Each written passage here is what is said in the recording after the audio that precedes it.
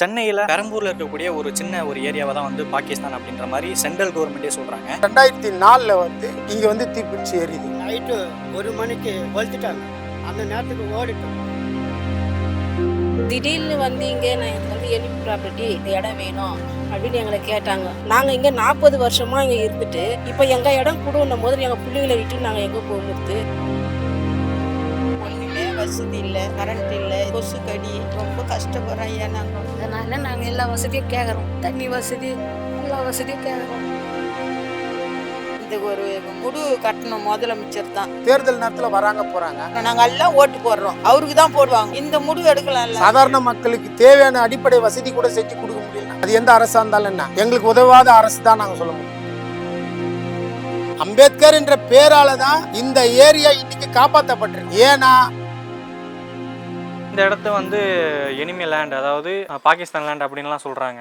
இது எப்படி நீங்க பாக்குறீங்க? எங்களுக்கு அந்த எனிமி லேண்ட் எல்லாம் எங்களுக்கு தெரியாது. என்னென்ன சொல்றாங்க, ஆனா இந்த இடத்தை பத்தி முழு விவரம் கவர்மெண்ட்டுக்கு தெரியும். பாகிஸ்தான் லேண்டுன்னு இங்க மோஸ்ட் ஆஃப் யாருக்கும் தெரியாது. இந்த இஷ்யூ பெருசா பிறகு தான் தெரியுமே. இந்த இடம் பாகிஸ்தானுடைய லேண்டு அப்படின்னு சொல்றாங்க. இப்போ பாகிஸ்தான் லேண்டுன்னா எப்படி சொல்றாங்கன்னா 1949 ஒரு பிரிவினைவாத பிரச்சனை ஒண்ணு வருது. அப்போ பாகிஸ்தானுக்கும் இந்தியாவுக்கும் நாடு பிரிக்கிறாங்க. நாடு சுதந்திரமான பிறகு அப்ப இங்க யாரெல்லாம் பாகிஸ்தான்ல இருந்தவங்க போனாங்களோ அவங்களுடைய சொத்துக்கெல்லாம் இந்திய அரசு கவர்மெண்ட் 1968 ஒரு ஆர்டர் ஒண்ணு போடுறோம். இந்த சொத்துக்கள் எங்கெங்க இருக்குது அந்த சொத்தெல்லாம் நம்ம கவர்மெண்ட் மத்திய அரசு கண்ட்ரோல்ல வரணும் அப்படின்னு சொல்லிட்டு இந்த ஆர்டர் போடுறோம். இந்த ஆர்டர் பேசிக்ல சென்னையை பொறுத்த வரைக்கும் மண்ணடியில ஒரு ப்ராப்பர்ட்டியும், சென்னை பெரம்பூர் செம்பியன் தொகுதியில இங்கே ஒரு ப்ராப்பர்ட்டியும், அதே போல கள்ளக்குறிச்சியில ஒரு ப்ராப்பர்ட்டியும் கணக்கு எடுத்து கொடுக்குறாங்க. இது சொத்துக்கள் உத்தரப்பிரதேஷ், ஜார்க்கண்ட் போன்ற ஸ்டேட்ல எல்லாம் அதிகமா இருக்கு. தமிழ்நாட்டுல இந்த சொத்துக்கள் தான் இருக்குதா ஒரு கணக்கு சொல்றாங்க. நாங்க யாரு அப்படின்னா இங்க நதுருசன் கம்பெனின்னு ஒண்ணு இருக்கு, தோல் கம்பெனி. அந்த தோல் கம்பெனில வேலை செய்ய வந்தவங்க நாங்க. முன்னோர்கள் அப்படிதான் வராங்க. அவங்க விழுப்புரம் மாவட்டம் திண்டிவனம் பகுதியில இருந்து வந்தவங்க இங்க தஞ்சமா இருக்கும்போது ஒரு 50-100 குடும்பக்குள்ள ஒரு 50 குடும்பம் தான் வராங்க. வரும்போது அந்த வேலை செய்யும் போது அவங்க என்ன பண்றாங்க, ஒதுக்குப்புறமா ஒரு இடத்த கொடுக்குறாங்க. அது மூலியமா தான் இந்த இடத்துல வசிக்கிறோம். பிறகுதான் ஹவுசிங் போர்டுன்னு சொல்லி ஒண்ணு கட்டுறோம். பராமரிச்சது நாங்க தான். திடீர்னு இங்கே எனக்கு எலி ப்ராப்பர்ட்டி நாங்கள் வந்திருக்கிறோம், எங்களுக்கு இந்த இடம் வேணும் அப்படின்னு எங்களை கேட்டாங்க. நாங்கள் இங்கே 40 வருஷமா இங்கே இருந்துட்டு இப்போ எங்கள் இடம் கொடுன்னும் போது எங்கள் பிள்ளைங்களை விட்டு நாங்கள் எங்கே போகுது? அதனால எங்களுடைய சூழ்நிலை, எங்களுடைய வாழ்வாதாரம் எங்களுக்கு எல்லாமே இங்கே தான் இருக்கு. இப்போ இந்த சொத்துடைய ஓனர், இந்த நதுருசன் கம்பெனிக்கு முன்னாடி இருந்த ஓனர், இது பாகிஸ்தானுடைய ஆளுன்றது எங்களுக்கு ஒரு குறிப்பிட்ட காலத்துக்கு அப்புறம் தான் தெரிய வருது. இதுக்கு முன்னாடி 2001லயே இங்க எரிஞ்சிருக்கு. 2000லயும் ஒரு வாட்டி எரிஞ்சிருக்கு. 2004 இங்க தீப்பிடிச்சு எரியுது. நைட்டு 1 மணிக்கு கொளுத்துட்டாங்க. யாரு கொளுத்துட்டாங்கன்னு தெரியாது. அந்த நேரத்துக்கு ஓடிட்டோம். ஓடின ஒரு கொட்டாய் கூட எல்லாம் காலியில் எல்லாம் சாம்பல் ஆகிட்டு இருந்தது. அது ஒரு வாட்டி நடந்தது. 2வது வாட்டி மறுபடி கொட்டாய் போட்டோம். மறுபடி கொட்டாய் போட்ட பிறகு 2 வருஷம் தாண்டி மறுபடி அதே மாதிரி கொளுத்துட்டாங்க. நைட்டே பசங்களை துணி தூக்கின்னு ஓடி போயிட்டு மறுபடி வந்தோம். 50-60 வீடு எரிஞ்சதாக அரசாங்கமே சர்டிபிகேட் பண்ணுது. எரியும் போதே அவங்க தான் வராங்க. அவங்களே இங்க துணி கொடுக்குறாங்க, பிரெட் கொடுக்குறாங்க. எல்லாம் வந்தது ஐயா. யானம், பாய், தலகாணி எல்லாம் கொடுத்தாங்க கவர்மெண்ட். இப்போ மட்டும் ஏன் ஸ்டெப் எடுக்கல? எங்களுக்கு ஃபர்ஸ்ட் ட்ரைனேஜ் இல்லாத இருந்துச்சு. நாங்களா ஸ்டெப் டேங்க் போட்டு நாங்கள் ஏற்பாடு பண்ணிக்கணும். ரோடு வசதி கிடையாது. நாங்களா ரப்பீஸை கொட்டி நாங்களா ரோடு உற்பத்தி பண்ணணும். மழை வந்தால் தண்ணி வந்துடும். மழை வந்துச்சுன்னா வீடு ஃபுல்லாக தண்ணி வந்துடும். கரண்ட்டு கிடையாது, பாம்பு வரும், பூச்சி வரும். அப்படிலாம் இருந்த இந்த இடத்த இங்கே இருக்க ஜனங்கள், இங்கே இருக்க பொதுமக்கள் எல்லாருமே சேர்ந்து இந்த இடத்த சீர் பண்ணி எல்லாமே கிளியர் பண்ணி அந்தமாரி ஒன்றா நாங்களாக தான் செஞ்சோமே கண்டி. எங்களுக்கு யாரும் எங்களை தேடி செய்யலை. இதுக்கு ஒரு வழி, இது ஒரு தெரு அப்படின்லாம் உருவாக்குனதுக்கு அப்புறம் நீங்கள் வெளியே போகி தான் ஆகணும் என்பது எங்களுடைய வாழ்வாதாரம் மொத்தமாக பாதிக்குது. இது குளம், இதில் பன்னி மாடு தான் படுத்திருந்தது. 2000 பள்ளம் 3000 பள்ளம். இது அதில் மோடா கொட்டி நாங்கள் கட்டிக்கின்னு இருக்கிறோம் ஐயா. ஒன்றுமே வசதி இல்லை, கரண்ட் இல்லை, கொசு கடி, ரொம்ப கஷ்டப்படுறோம் ஐயா. அதனால நாங்கள் எல்லா வசதியும் கேட்குறோம். தண்ணி வசதி எல்லா வசதியும் கேட்குறோம். 20 வருஷத்துக்கு அப்புறம் தான் இவன் நாங்க இருக்கிறதாவே சொல்றான். இதுக்கு முன்னாடி நாங்க இருக்கிறது எல்லாமே அவங்களுக்கு தெரியும். இவ்வளவு பேர் வசிக்கிறாங்கன்றது தெரியும். தேர்தல் நேரத்துல வராங்க போறாங்க. ஆனா இந்த இடத்த மட்டும் புறந்தள்ளி பாக்குறாங்க. இதுதான் எங்களுக்கு வேதனையா இருக்கு. எங்களுக்கு அடிப்படை வசதி என்ன? ஒரு சாதாரண குடிமக்கனுக்கு தண்ணி முக்கியம், அவனுக்கு மின்சாரம் முக்கியம், அவன் போற சாலை முக்கியம். அதுவே எங்களுக்கு அடிப்படை வசதியை செஞ்சு தரல. அதுதான் எங்களுக்கு இந்த அரசு மீது கோபமா இருக்குது. இந்த ஒரு முடு கட்டணும் முதலமைச்சர் தான். முடு கட்டி கம்மி விலைக்கு வாங்கி எங்களுக்கு கொடுக்கணும். நாங்க எல்லாம் ஓட்டு போடுறோம், அவருக்கு தான் போடுவாங்க. இந்த முடு எடுக்கலாம்ல அவரு. இங்க இருக்கிற எல்லாருக்குமே ஓட்டர் ரெடி, ரேஷன் கார்டு எல்லாம் இருக்குது, எல்லாமே இருக்குது ஐயா.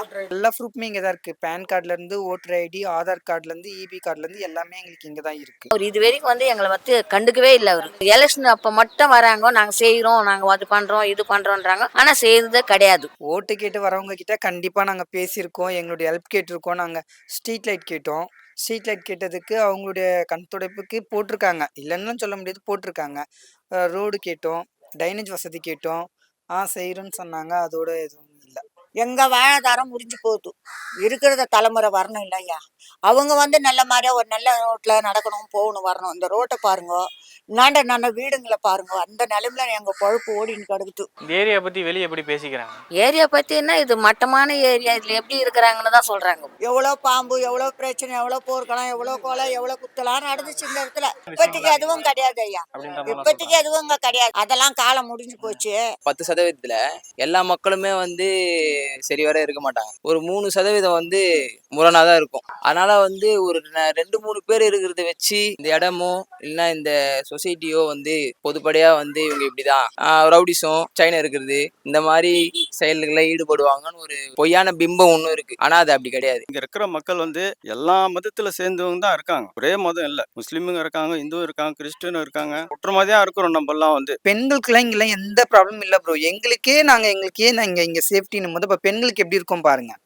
அதெல்லாம் எதுவும் பிரச்சனை கிடையாது. அவங்கவுங்க அவங்க வேலையை பார்த்துட்டு அவங்க அங்கே இருப்பாங்க. இங்கே வந்து நைட்டு 11 மணி 12 மணி ஆனால் கூட நம்ம வரலாம் போகலாம். ஸ்லம் ஏரியாவில் வந்து 12 o'clock மேலே இருக்க முடியாது. நிறைய பேர் வந்து அப்யூஸ் பண்ணுவாங்க, கேர்ள்ஸ்க்கு சேஃப் இல்லை அப்படின்னு சொல்லுவாங்க. நான் வந்து 12 o'clock வரையும் கூட நான் இங்கே வந்திருக்கேன். எனக்கு எந்த ப்ராப்ளமும் வந்ததில்லை. அமைச்சரை சந்திச்சு பேசும்போது கூட அமைச்சர் நான் பார்த்துக்கிறேன்னு சொன்னாரே தவிர, ஆனால் இது எவ்வளோ, இதோடைய பட்ஜெட் எவ்வளோ ஆகும், இது ஒரு நாள் கூட நினைச்ச மறுநாளே மாற்ற முடியும்.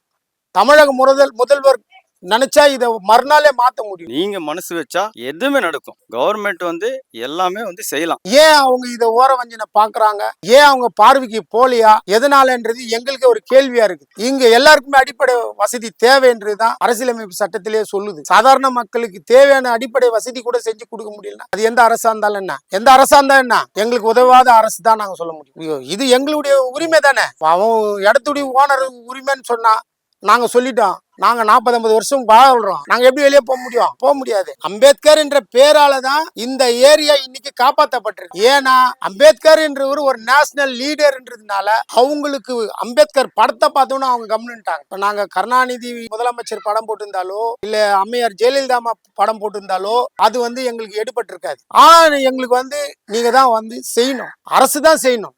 எங்களுடைய இடம் சம்பந்தமா பாம்பே மும்பையில் போய் இதை சம்மந்தம் பேசியாச்சு. அவங்க வந்து சர்வே பண்ணிட்டாங்க. தாலுகா ஆஃபீஸ்லேயும் வந்து சர்வே பண்ணி கலெக்டர் ஆஃபீஸ்க்கு சப்மிட் பண்ணிட்டாங்க. அவங்க விலையை நிர்ணயிக்கிறேன்னு சொல்லியிருக்கிறாங்க.